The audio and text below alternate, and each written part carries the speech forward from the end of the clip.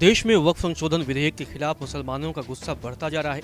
दरअसल सरकार ने बोर्डों के कार्यों में अधिक जवाबदेही और पारदर्शिता लाने के लिए इस बिल को पेश किया है। इसके अलावा बिल में महिलाओं की अनिवार्य भागीदारी भी सुनिश्चित करने की बात कही गई है, लेकिन इस बिल का लगातार विरोध हो रहा है, जिसके बाद सरकार ने विधेयक को लेकर जेपीसी का भी गठन कर दिया है। वक्फ बिल पर जेडीयू और टीडीपी ने बीजेपी से अलग रुख अपनाया है। चलिए अब आपको बताते हैं कि वक्फ बिल क्या है और उसकी खास बातें क्या है। दरअसल वक्फ इस्लामी कानून के तहत संपत्ति का अस्थायी समर्पण है।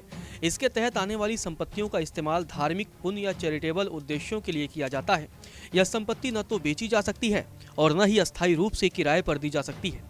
वक्फ का उद्देश्य समाज के विभिन्न हिस्सों की भलाई करना होता है। वक्फ संपत्तियां वह संपत्तियां हैं जो मुसलमानों द्वारा धार्मिक या चैरिटेबल उद्देश्यों के लिए दान की जाती हैं। इनमें कृषि भूमि, इमारतें, मस्जिदें, मदरसे, दरगाहें, कब्रिस्तान, स्कूल, दुकानें और विभिन्न सामाजिक संस्थाएं शामिल होती हैं। भारत में हर राज्य में एक वक्फ बोर्ड होता है जो इन संपत्तियों के प्रबंधन का काम करता है। भारत में वक्फ बोर्डों के पास 9.4 लाख एकड़ भूमि है। इन संपत्तियों का अनुमानित मूल्य 1.2 लाख करोड़ रुपए है। यह वक्फ बोर्ड को भारत का तीसरा सबसे बड़ा भूमि मालिक बनाता है। पहले स्थान पर भारतीय रेलवे और दूसरे स्थान पर सशस्त्र बल हैं। वक्फ अधिनियम 1995 में संशोधन के लिए पेश किए गए विधेयक का उद्देश्य वक्फ बोर्डों की पारदर्शिता और जवाबदेही बढ़ाना है। नए विधेयक के तहत वक्फ बोर्डों को अपनी संपत्तियां जिला कलेक्टरों के पास रजिस्टर कराना अनिवार्य होगा ताकि संपत्तियों का सही मूल्यांकन हो सके। वर्तमान में वक्फ बोर्ड के सदस्य चुनाव के माध्यम से चुने जाते हैं, लेकिन नए विधेयक के तहत सभी सदस्य सरकार द्वारा नामित किए जाएंगे। इसके कारण राजनीतिक नियंत्रण बढ़ने का डर जताया जा रहा है। विधेयक में यह भी प्रावधान है कि एक गैर मुस्लिम व्यक्ति को वक्फ बोर्ड का मुख्य कार्यकारी अधिकारी यानी सीईओ भी बनाया जा सकता है। हर बोर्ड में कम से कम 2 सदस्य गैर मुसलमान होने चाहिए।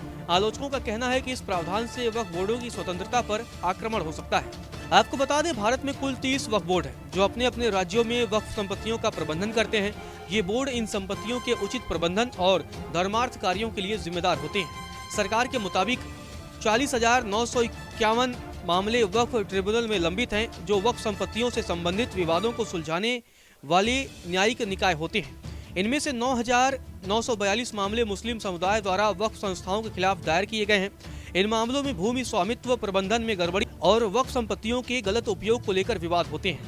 वक्फ ट्रिब्यूनल द्वारा दिए गए फैसले को उच्च न्यायालय में चुनौती दी जा सकती है।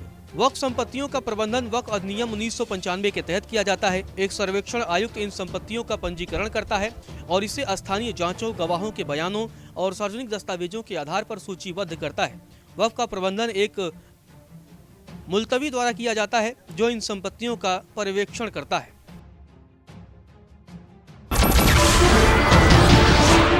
नमस्कार, मैं हूं मानक गुप्ता। अगर आपको हमारा ये वीडियो पसंद आया हो तो इसे लाइक और शेयर जरूर करें और हाँ, हमें सब्सक्राइब और फॉलो करना ना भूलें ताकि आप देश और दुनिया की कोई खबर मिस ना करें। तो जुड़े रहिए हमारे साथ और देखते रहिए न्यूज़ 24।